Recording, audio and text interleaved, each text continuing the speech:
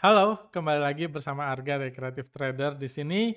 Pada video kali ini saya akan membahas satu tema pembelajaran buat rekan-rekan trader dan investor yang saya akan beri judul Kenapa Sejarah Selalu Berulang di Bulan Desember di Bursa Saham. Jadi mungkin Anda pernah mendengar tentang fenomena window dressing dan juga Anda pernah mendengar tentang mitos history repeat itself. Sejarah yang selalu berulang. Sekarang saya akan gabungkan temanya dan mencoba menjawab kenapa kalau di bulan Desember itu seringkali history repeat itself dan terlepas dari apa yang dikatakan daripada para edukator saham, pada prakteknya Anda merasakan sendiri, di bulan-bulan lainnya seringkali sejarah tidak berulang atau sejarah tidak berulang seperti yang Anda harapkan. Kayak gitu. Jadi itu tema pembahasan saya kali ini. Oke, langsung aja. Jadi pertanyaannya selalu kenapa sejarah selalu berulang di bulan Desember? Jadi fenomena ini itu terjadi dari IHSG yang dalam 20 tahun terakhir selalu naik di bulan Desember. Dan bukan cuma itu, di bursa dunia pun. Indeks-indeks itu bulan Desember selalu jadi bulan terbaik buat bulan dengan rata-rata kenaikan indeks terbaik di bursa-bursa dunia. Bukan hanya di Indonesia. Jadi seakan-akan di bulan Desember itu sejarah selalu berulang. Tahun 2001 IHSG naik, 2002 IHSG naik bulan Desember, 2003 IHSG naik di bulan Desember, terus gitu terus. Kenapa? Apa sebabnya? Dan kenapa di bulan-bulan lainnya tidak seperti itu? Kayak gitu. Jadi fenomena inilah yang mau saya bahas dulu. History repeats itself. Para penarik garis, para pengajar analis teknikal selalu mendengung-dengungkan history repeats itself. Karena katanya kalau lihat sejarah, ternyata sejarah itu selalu berulang. Kayak gitu. Contohnya, misalnya tahun awal 1900-an ada Perang Dunia Pertama.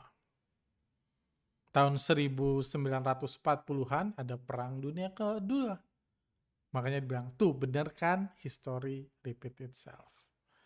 Seringkali dulu ada kejadian ini, pernah ada wabah virus, terus ada virus lagi COVID-19, dibilang tuh bener kan history repeat itself. Pandemik berulang.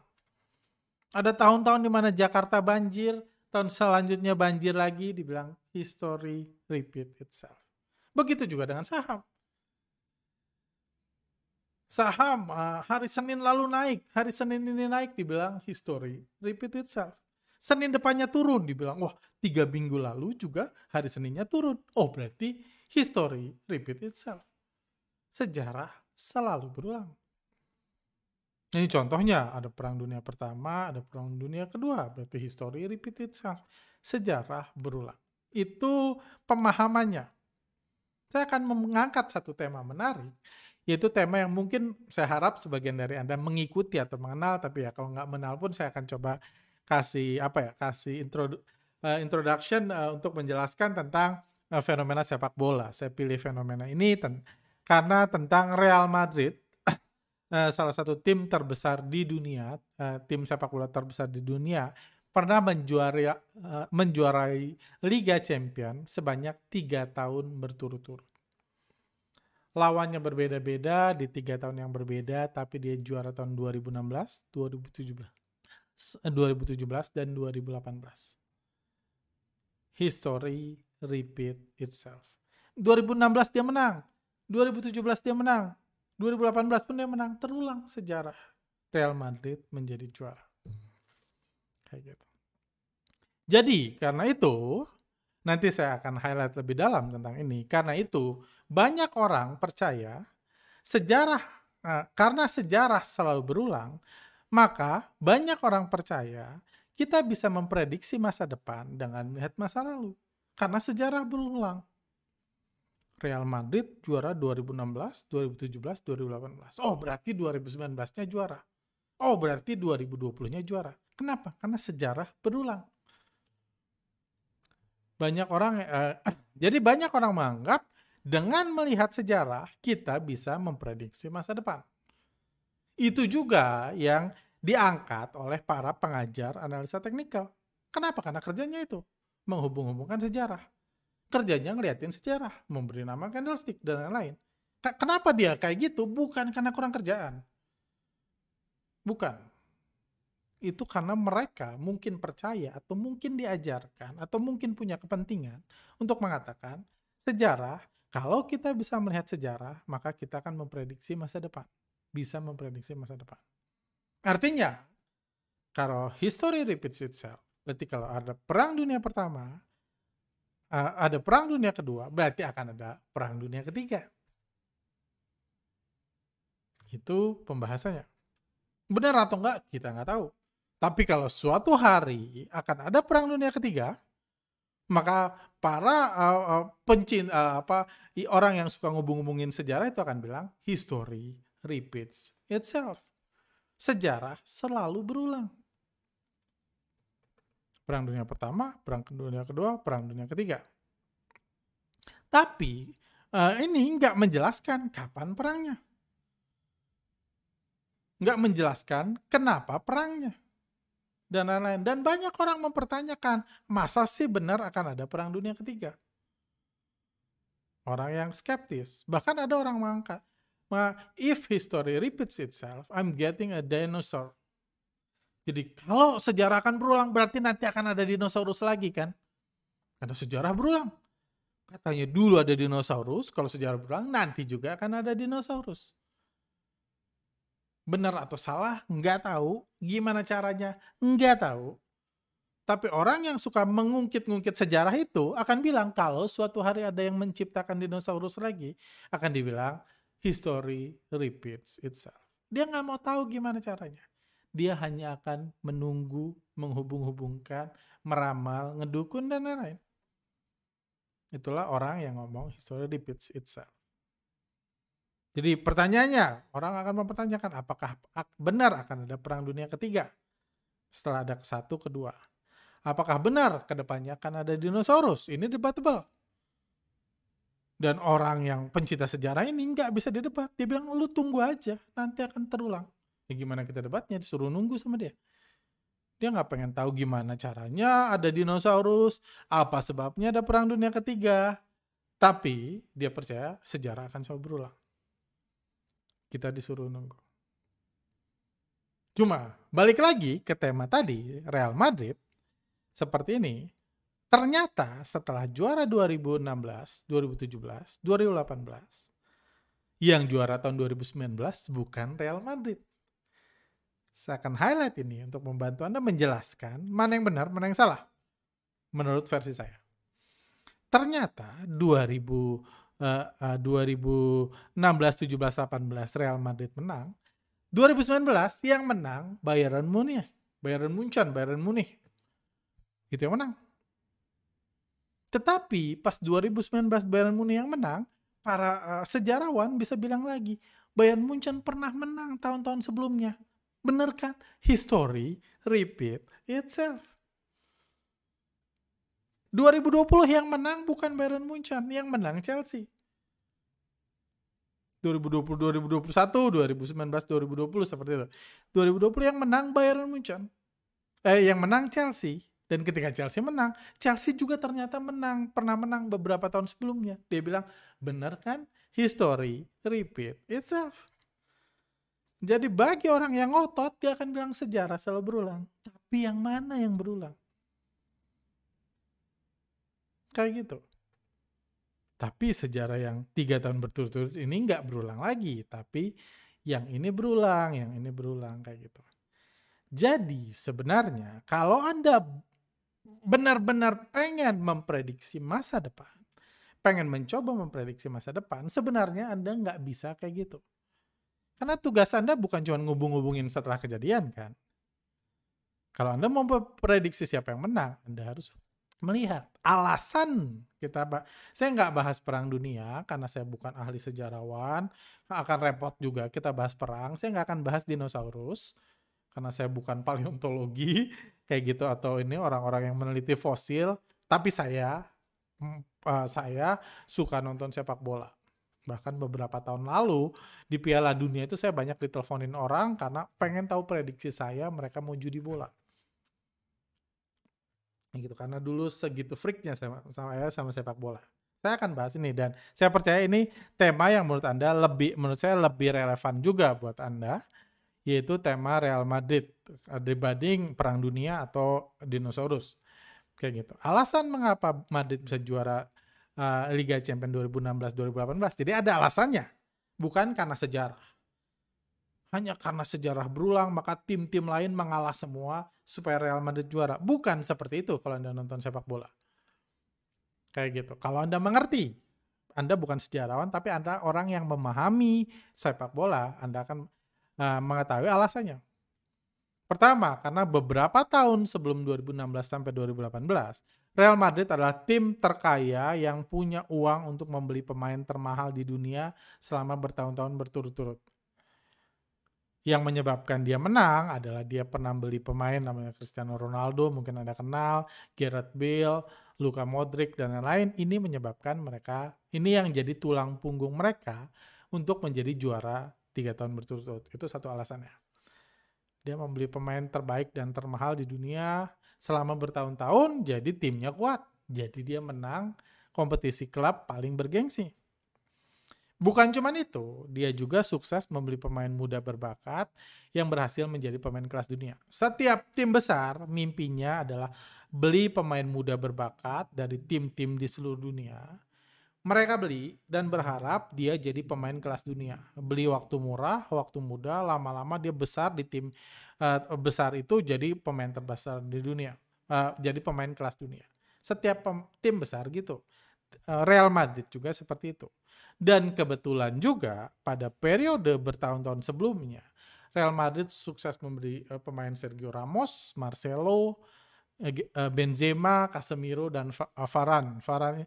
Mereka ini semua adalah pemain-pemain muda yang ketika muda dibeli sama Real Madrid dan setelah itu berhasil jadi pemain kelas dunia. Setelah itu pun Real Madrid beli banyak pemain muda lainnya, cuman nggak jadi pemain kelas dunia. Cuma ada waktunya dalam beberapa tahun mereka beli beberapa pemain muda, semua sukses jadi pemain kelas dunia.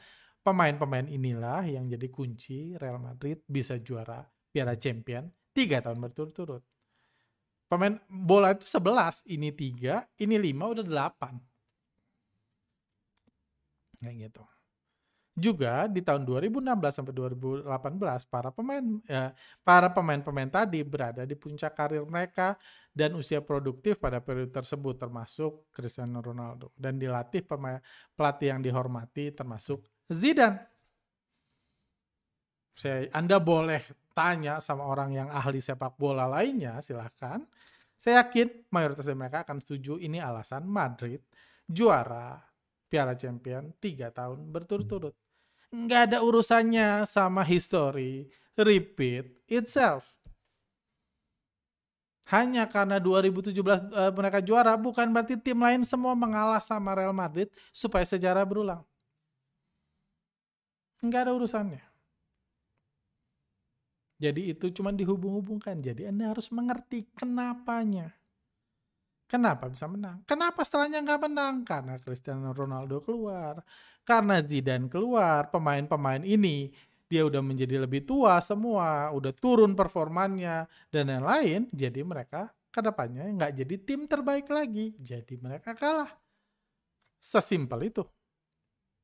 Dan mereka juga sekarang nggak lagi punya uang untuk membeli pemain-pemain terbaik dan termahal dunia. Ketika ini berakhir, juaranya pun berakhir. Simpel loh sobat. Nggak ada urusannya sama sejarah. Jadi penyebab Real Madrid bisa menang 3 tahun berturut-turut itu nggak ada hubungannya dengan history repeat itself. Begitu juga dengan Perang Dunia, nggak ada hubungannya Perang Dunia pertama jadi ada Perang Dunia kedua karena udah ada pertama, yuk kita buat kedua. Dan karena ada kedua, yuk kita buat ketiga. Nggak ada urusannya sama history repeat itself. Orang mau mengulang sejarah, tapi karena ada penyebabnya. Kalau Anda ngerti penyebabnya, Anda juga ngerti apa akan berulang atau tidak. Jadi yang penting itu kenapa sejarah berulang. Itu yang penting. Kalau Anda mau dapat gambaran masa depan seperti apa. Bukan ngubung-ngubung, tuh kan benar sejarah berulang, tuh kan benar, itu nggak ada gunanya. Jadi kalau Anda melihat sebagai investor atau trader saham, kalau Anda mau lihat belajar ke belakang, nggak ada yang salah. Karena belajar ke depan nggak bisa kan, belum ada. Jadi Anda harus belajar ke belakang.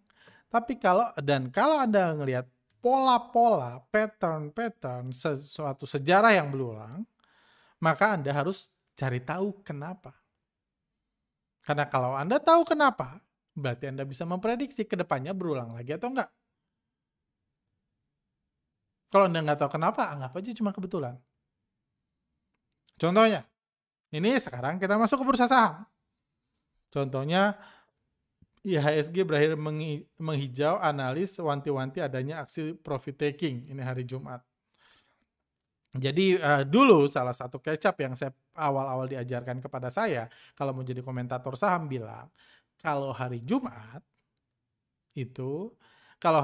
itu biasanya IHSG turun. Kenapa? Aksi profit taking. Katanya para pelaku pasar biasanya jualan hari Jumat karena mau mengamankan profit yang dia dapat dari Senin sampai Kamis, dia jualan hari Jumat supaya pas weekend dia nggak perlu khawatir. Agak logis sih ketika saya masih lugu dulu. Jadi berarti setiap Jumat IHSG akan turun karena adanya aksi profit taking. Sejarah berulang karena tiap Jumat besoknya libur. Dulu saya ngira gitu, tapi pas kenyataannya ternyata nggak setiap Jumat IHSG turun. Cuman ketika IHSG turun dibilang karena adanya aksi profit taking. Kalau nggak turun dia kasih alasan lain. Dan dulu setelah saya udah nggak polos lagi, udah nggak lugu lagi, saya pikir kalau ada aksi profit taking berarti ada yang nyangkut dong. Karena nggak bisa semua orang profit taking kan. Ketika ada yang profit taking, ada yang ngasih duitnya ke orang itu. Jadi aksi profit taking siapa? Dan kenapa harus hari Jumat profit takingnya? Kenapa nggak bisa Kamis? Biar liburnya lebih panjang misalnya. Kenapa nggak Senin? Jadi nggak make sense bagi saya. Jadi saya coret. Saya nggak peduli lagi. Even ada hari Jumat turun, saya nggak peduli lagi tentang ini history repeat itself yang katanya Jumat IHSG cenderung terkoreksi. Saya nggak peduli lagi. Atau zaman dulu karena belajar dari Warren Buffett, dikatakan kalau ada saham harganya under value, maka harganya digoreng. Harganya akan dinaikkan, digoreng kalau ada saham under value. Saya coba pikir lagi, kenapa hubungannya? Apa urusannya saham under value sama digoreng? Anda harus cari tahu lagi kenapa.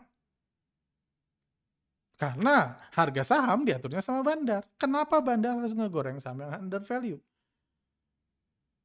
Salah satu alasannya yang dulu ini sangat relevan. Kenapa? Karena memang investor retail diajarkan. Kalau ada saham under value, harganya mulai naik, situ beli. Jadi diajarkan seperti itu, didoktrinasi untuk cari saham under value yang harga sahamnya mulai naik, jadi beli. Jadi supaya retail-retail percaya dengan doktrinasi itu, bandar pun melihat kalau ada saham under value, dia goreng nanti di atas retail mau beli. Karena bagus, fundamentalnya bagus, under value dan lain-lain. Karena Warren Buffett dulu beli seperti itu, sekarang nggak beli, bukan urusan. Sekarang Warren Buffett nggak beli lagi saham under value. Kayak gitu. Dulu juga beranggapan kalau saham busuk, maka harganya akan turun. Anda harus cari tahu juga kenapa dulu saham busuk harganya turun. Kayak gitu. Jadi Anda harus jadi ini hal-hal yang dipelajari dari masa lalu dipegang oleh investor. Jadi prinsip-prinsip, strategi, doktrin yang ditanamkan bagi para investor. Terus ada misalnya ini kalau investor asing beli harga sahamnya naik. Kenapa? Asing beli harga sahamnya naik. Kenapa? Kalau asing beli kan artinya lokal jualan. Kenapa kalau lokal jualan harga malah naik? Kenapa? kayak gitu. Atau ada satu ini yang nanti saya jelaskan, yang menarik juga adalah saham, ada saham yang selalu digoreng menjelang, libur Chinese New Year. Ini saya dikasih tahu beberapa tahun lalu sama salah satu senior di bursa saham, dia bilang, "Coba lu perhatiin saham ini, anggap saham X, perhatiin deh saham X." Dia seminggu sebelum Chinese New Year, sebelum libur Chinese New Year, harga sahamnya selalu naik katanya. Hal pertama yang saya tanya, kenapa?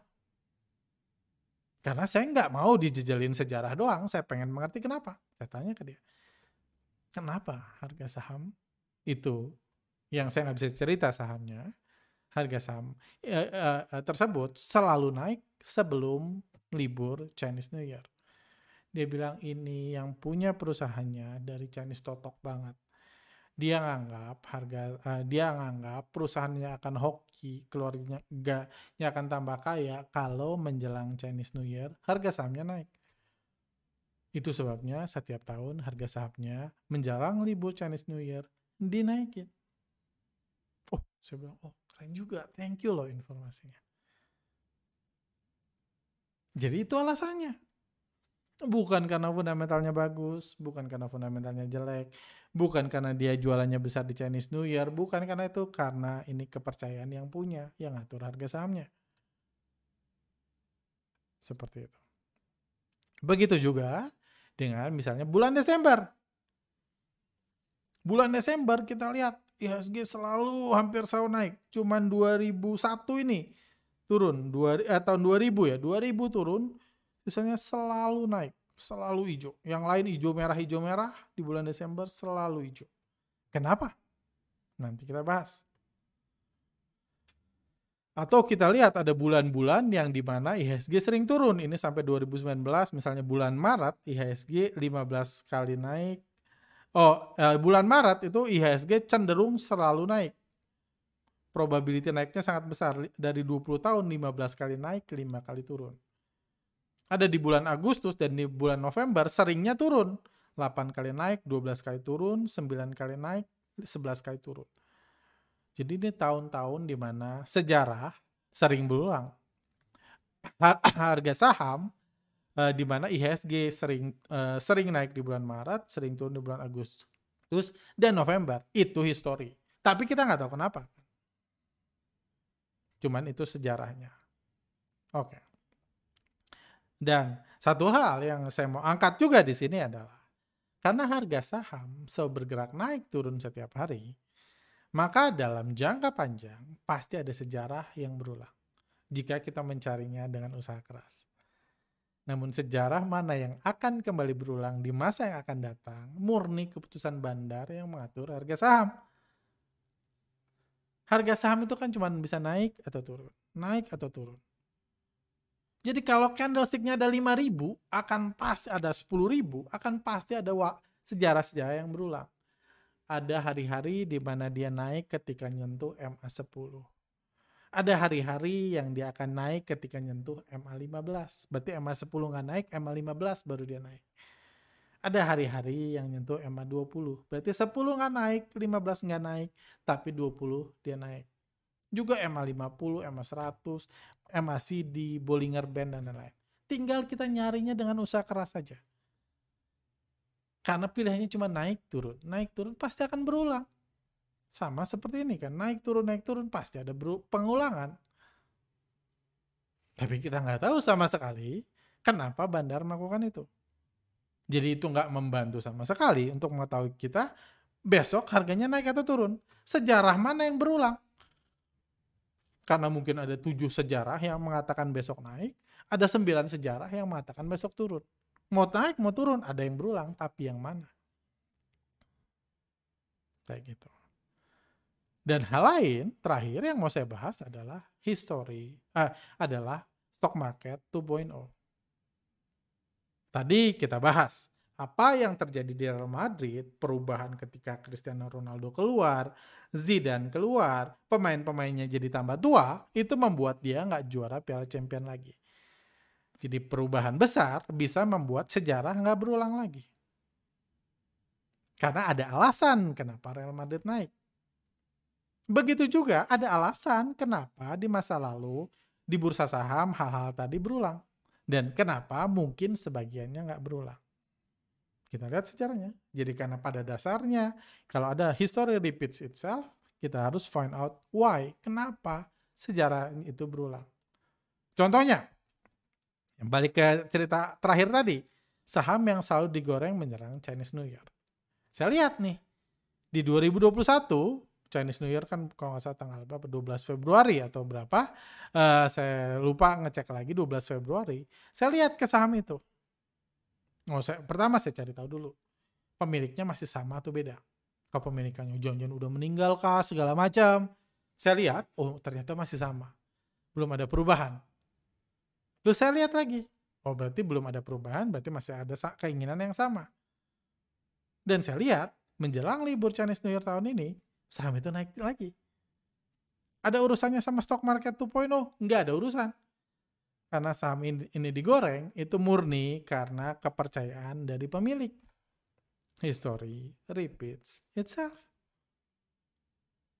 Ada hubungannya sama blusuk investing? Nggak ada. Ada hubungannya sama penghapusan fundamental dari bursa saham? Nggak ada. Ada hubungannya sama era pom-pom saham? Nggak ada. Karena dia naik simply karena kepercayaan yang punya. Dan ternyata berulang. Saya percaya kalau nggak ada perubahan kepemimpinan di 2022 nanti, ini pun saham ini akan naik lagi menjelang libur Chinese New Year. Terus pertanyaan selanjutnya misalnya, saham under value. Harganya akan digoreng. Apakah itu berulang lagi? Sekarang enggak. Karena memang dulu di stock market 1.0, bursa saham, itu dianggap perusahaan bagus, harganya akan naik.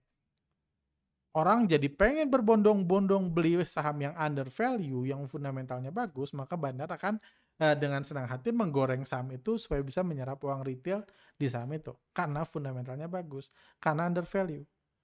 Tapi kita tahu di era pandemik, perusahaan kinerjanya jelek.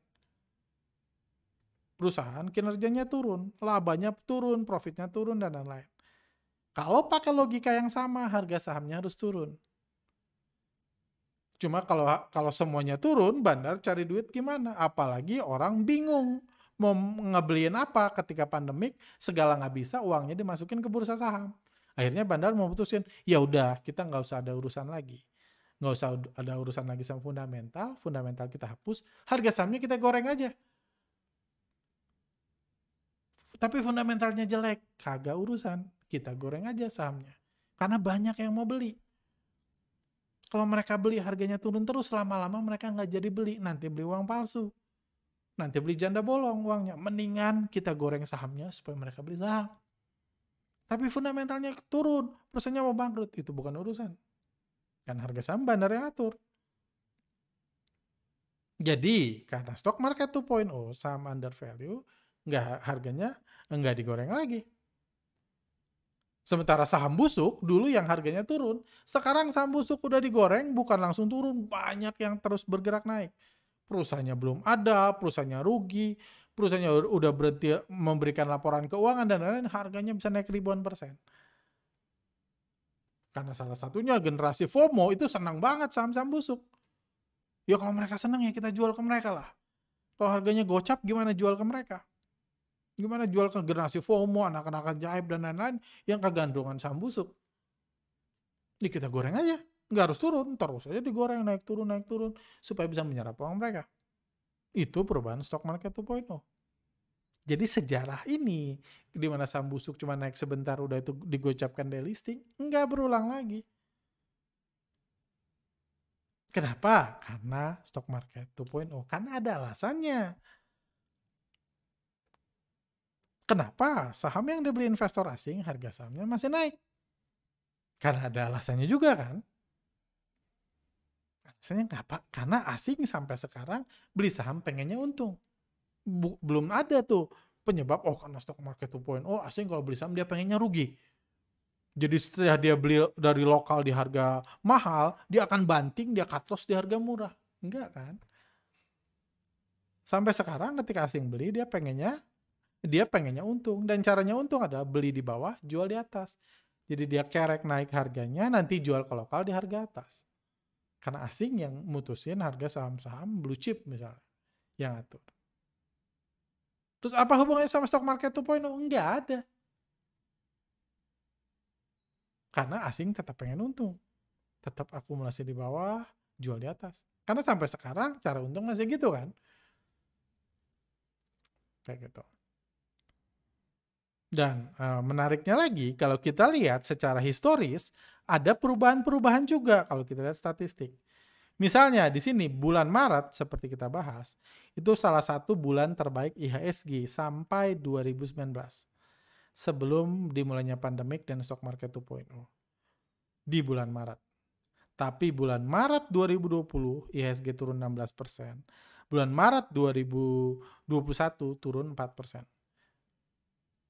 Jadi ketika ini naik, salah satu bulan terbaik di IHSG yang tadi kita highlight 15:5 kalau nggak salah perbandingannya. 15 naik 5 kali turun sampai 2019.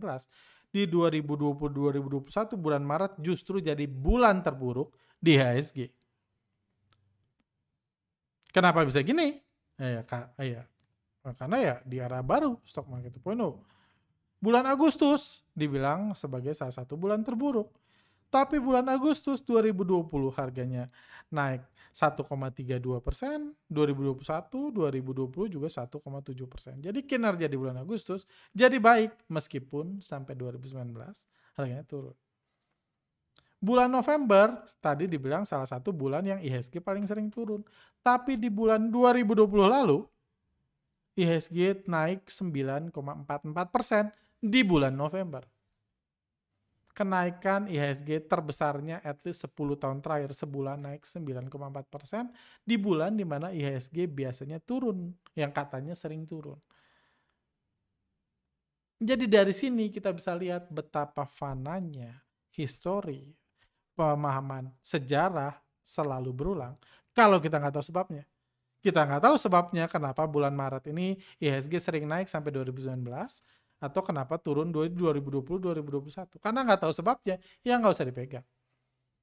Kita juga nggak tahu sebabnya, cuma statistik aja yang mengatakan di bulan Agustus IHSG biasanya turun. Kenapanya kita nggak tahu kan? Apa yang terjadi di bulan Agustus, kenapa bandar atau asing harus turun IHSG? Kalau kita nggak tahu, lupakan. Juga kita tinggal melupakan aja bulan November, nggak usah memulai November langsung takut karena di 2019 IHSG biasa turun di bulan November. Karena di bulan November 2020 bahkan IHSG naik tertingginya. Terus terakhir, Desember gimana? Kenapa Desember IHSG naik mulu?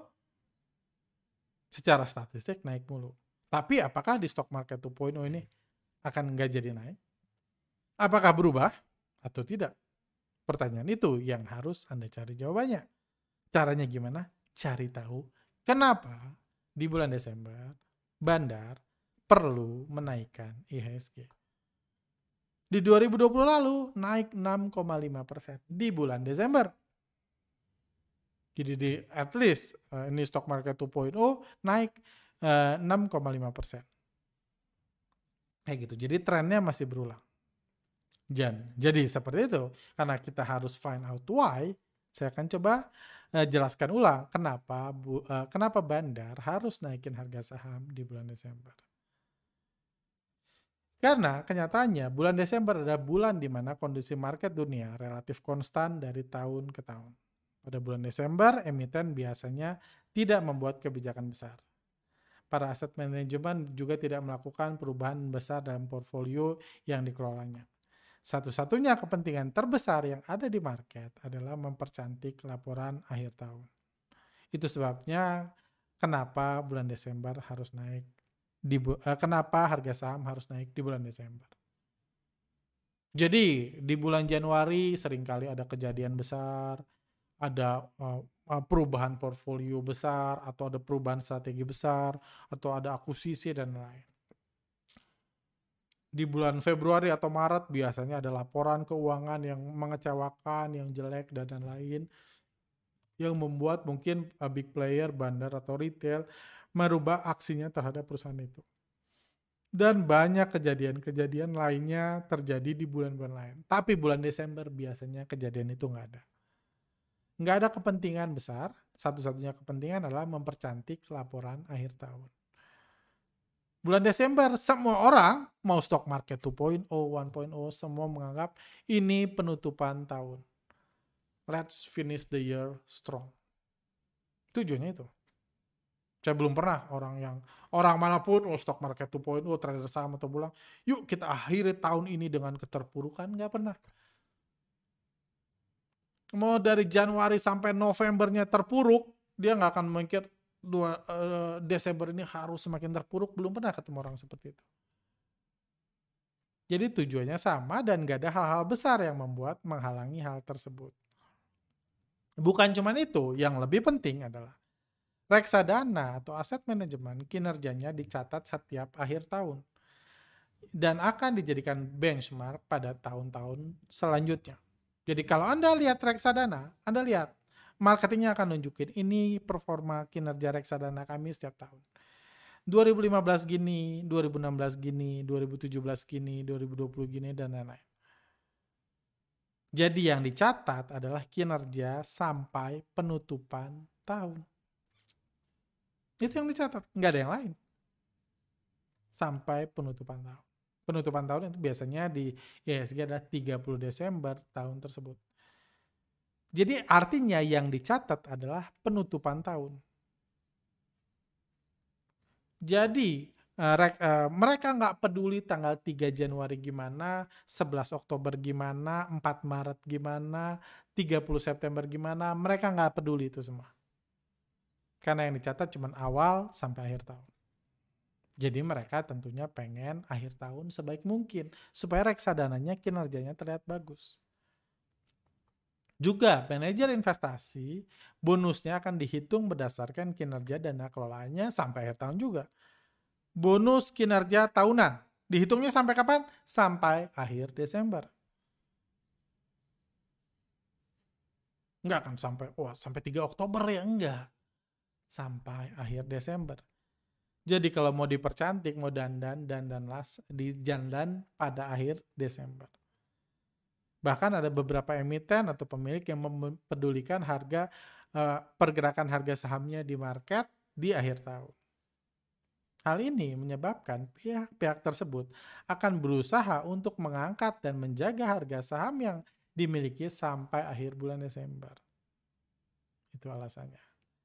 Sampai akhir bulan Desember akan dijaga, diangkat supaya cantik, supaya dapat bonus, supaya kinerja benchmark tahunannya bagus, atau emiten-emiten pengen di laporan keuangan mencatatkan kinerjanya terus naik.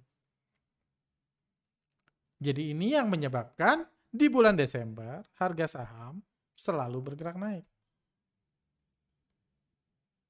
Kayak gitu.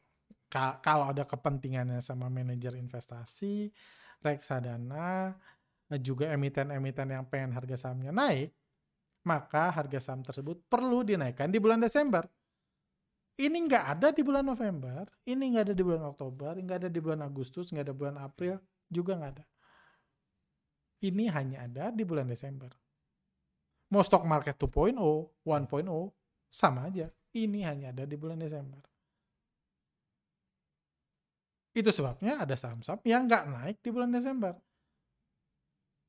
Yang nggak punya kebiasaan selalu naik di bulan Desember, karena mungkin dia nggak dipegang banyak sama reksadana atau aset manajemen. Mungkin manajer investasi yang pegang saham itu pun, kalau gua goreng pun performa kinerjanya terhadap portfolio gua nggak banyak. Karena market cap-nya kecil. Karena nilai di portfolio kita kecil. Saham-saham kecil biasanya nggak naik di bulan Desember karena nggak berkepentingan, nggak bersentuhan dengan kepentingan ini. Hal menarik terakhir adalah dalam mempercantik portfolio, bandar atau para big player umumnya menggunakan strategi yang berbeda dengan strategi mereka mencari capital gain.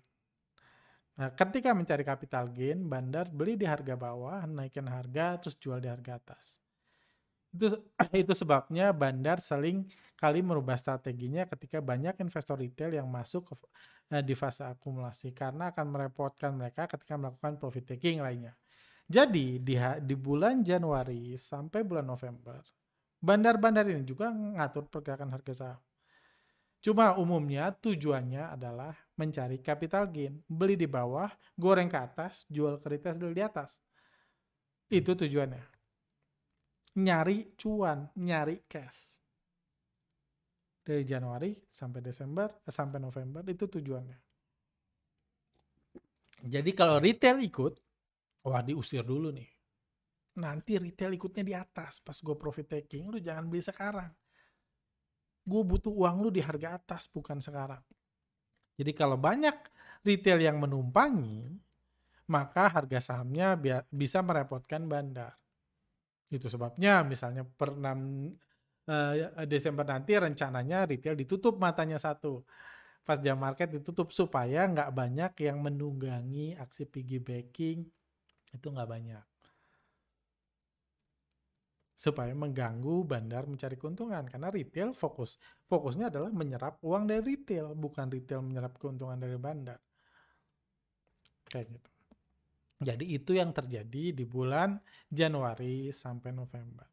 Karena fokus mereka cari capital gain. Tapi window dressing dengan capital gain itu beda. Karena misalnya reksadana saham itu minimum portfolionya 80% saham. Cash-nya maksimum 20%. 80%-nya harus saham. Jadi kalau mau mempercantik kinerja reksadananya, kira-kira yang digedein cash-nya atau sahamnya? Ya sahamnya. Karena sahamnya 80%. Kalau mau mempercantik. Jadi mereka nggak cari cash, nggak cari capital gain di window dressing. Nah, tujuan bandar adalah menaikkan kinerja portfolio penutupan tahun. Supaya total saham, portfolio saham dengan cash-nya jadi besar, supaya bonusnya besar, yang butuh dinaikin adalah harga sahamnya. Jadi selama portfolio terlihat indah, nilainya besar di akhir tahun, tujuan mereka sudah terpenuhi. Tanpa perlu merealisasikan profitnya yang membuat harga turun. Jadi tujuannya bukan realisasikan profit, serap duit retail sebanyak mungkin di bulan Desember di saham-saham yang biasa digoreng di window dressing. Tujuannya bukan itu, bukan menyerap uang Anda. Tujuannya adalah mempercantik portfolio. Yang penting adalah kinerja tahun ini cantik dulu, bonus keluar dulu. Apa yang terjadi di bulan Desember itu urusan nanti.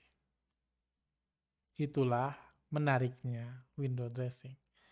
Itulah that's why kenapa di bulan Desember harga saham selalu naik atau hampir selalu naik, hanya ada pengecualian di tahun 2000 lalu. Berbeda dengan tahun-tahun sebelumnya. Itu sebabnya di bulan Desember kinerja IHSG rata-rata 4,45%, ketika di bulan-bulan lainnya rata-ratanya paling 1%-an. Karena memang ada alasannya kenapa di bulan Desember IHSG selalu naik atau saham-saham unggulan perlu digoreng oleh bandar. Itu sebabnya saya juga optimis di stock market 2.0 ini di tahun 2021 ini IHSG akan kembali naik di bulan Desember. Karena nggak ada unsur-unsur di stock market 2.0 yang saya rasa merubah fakta ini. Karena stock market 2.0, fund manager nggak pengen bonus besar. Kita jadi pengennya bonus kecil aja, nggak kepikiran ya. Karena stock market 2.0, kita cari cash aja sebanyak mungkin. Nggak apa-apa nilai portfolio, nilai dana kelolaan turun, yang penting cashnya banyak. Nggak kepikiran juga. Kayak gitu. Yang penting saya percaya hal-hal ini masih berulang, dan karena hal-hal ini masih terjadi, maka saya yakin history will repeat itself di bulan Desember ini juga. Di saham-saham yang biasa digoreng oleh bandar di bulan Desember. Itulah alasannya.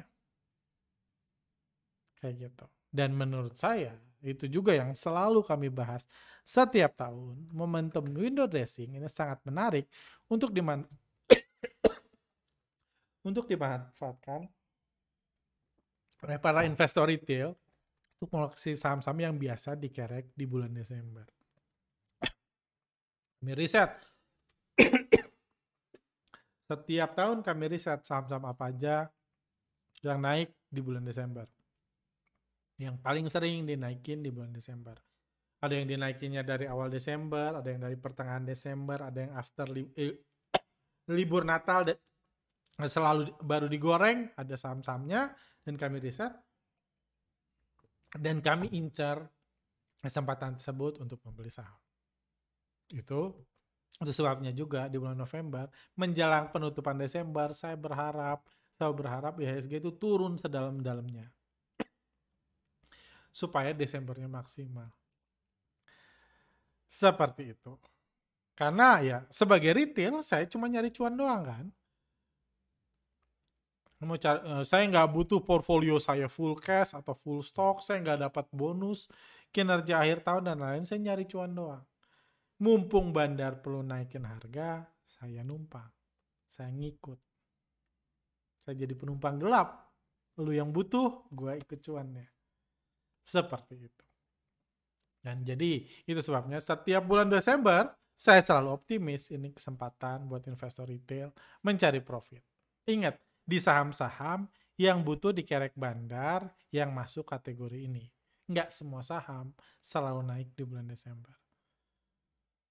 Kayak gitu. Nggak semua saham karena naiknya juga ada sebabnya. Kayak gitu. Seperti itu. Dan itu sebabnya juga setiap bulan Desember kami buat riset yang kami rilis, yang kami tawarkan bagi para follower setia kami. Jika Anda mau bisa pesan, cuma ya udah saya nggak mau iklan di sini. Intinya kalau Anda mau linknya bisa di bawah. Bisa di bawah Anda bisa pesan riset-riset, detailnya juga Anda nonton di situ. Oke, itu aja menurut saya materi yang ingin saya share hari ini. Mudah-mudahan Anda bisa belajar tentang fenomena history repeat itself, dan supaya Anda bisa lebih kritis lagi kalau Anda melihat sejarah berulang, Anda harus cari tahu kenapa dia berulang. Karena Anda di sini pengen paham supaya Anda tahu ke depannya akan berulang lagi atau tidak. Dan Anda juga bisa menilai dari fakta yang saya jabarkan, Anda mau ikut percaya seperti saya atau mau apa, di stock market 2.0 ini akan kayak bulan-bulan lainnya yang tadinya jelek jadi bagus, tadinya bagus jadi jelek. Maka Desember akan turun pun terserah, yang penting Anda sudah paham kenapa di bulan Desember IHSG biasanya naik. Kayak gitu. Oke, sampai sini aja. Sehat selalu. Kalau Anda punya pertanyaan silahkan masukkan di kolom komentar di bawah. Thank you, sampai jumpa di lain kesempatan.